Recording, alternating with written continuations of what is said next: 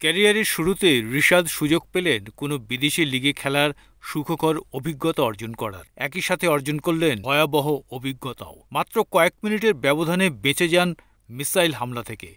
নিরাপত্তা শঙ্কায় পাকিস্তান সুপার লিগের খেলা স্থগিত হওয়ার পর ভয়াবহ স্মৃতি নিয়ে দেশে ফিরেছেন রিশাদ হোসেন ও নাহিদ রানা। লাহোর কালান্দার্সের হয়ে খেলতে রিশাদ ও পেশওয়ার জলমির হয়ে খেলতে পাকিস্তান গিয়েছিলেন নাহিদ রানা। ভারত ও পাকিস্তানের চলমান সংঘাতের কারণে শুক্রবার একই দিনে স্থগিত করা হয় ইন্ডিয়ান প্রিমিয়ার লিগ ও পাকিস্তান সুপার লিগ। শনিবার যুদ্ধবিরতির কথা ঘোষণা করেছে ভারত এবং পাকিস্তান।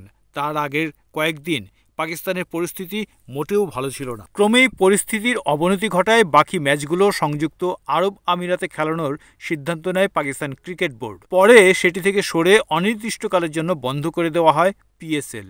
নিরাপত্তা শঙ্কায় তড়িঘড়ি করে বিদেশি ক্রিকেটারদের পাকিস্তান থেকে নিরাপদে সরানোর ব্যবস্থা করে পিসিবি। শুক্রবার রাতে বিশেষ চার্টার্ড বিমানে ইসলামাবাদ থেকে দুবাইয়ের উদ্দেশ্যে রওনা হন রিশাদ, নাহিদরা। রিশাদ বলেন, পাকিস্তান ছাড়ার কিছুক্ষণ পরেই মিসাইল হামলা হয় বিমানবন্দরে।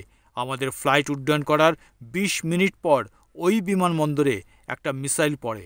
হয়তো আল্লাহ ভালো চেয়েছেন বলেই আমরা দেশে ফিরে এসেছি। রাওয়ালপিন্ডিতে বৃহস্পতিবারের ম্যাচ খেলার কথা ছিল পেশোয়ার ও করাচি কিংসের। একই মাঠে পরদিন মুখোমুখি হওয়ার কথা ছিল রিশাদ ও নাহিদের দলের, কিন্তু ড্রোন হামলার পর পুরো পরিস্থিতি বদলে যায়। তবে বাকি বিদেশি ক্রিকেটাররা আরও ভয় পেয়েছিলেন বলে দাবি করেছেন Rishad. Sam Billings, Daryl Mitchell, Kusal Perera, David Wiese, Tom কুরানের মতো বিদেশিরা খুব ভয় পেয়ে গিয়েছিল। দুবাইয়ে পৌঁছে মিচেল বলেই দিয়েছে আর কোনোদিন পাকিস্তানে খেলতে যাবে না, বিশেষ করে এ ধরনের পরিস্থিতি থাকলে। রিশাদ খেলেন লাহোর কালান্দার্সের হয়ে, বাংলাদেশের আরেক ক্রিকেটার নাহিদ রানা খেলেন পেশওয়ার জলমির হয়ে।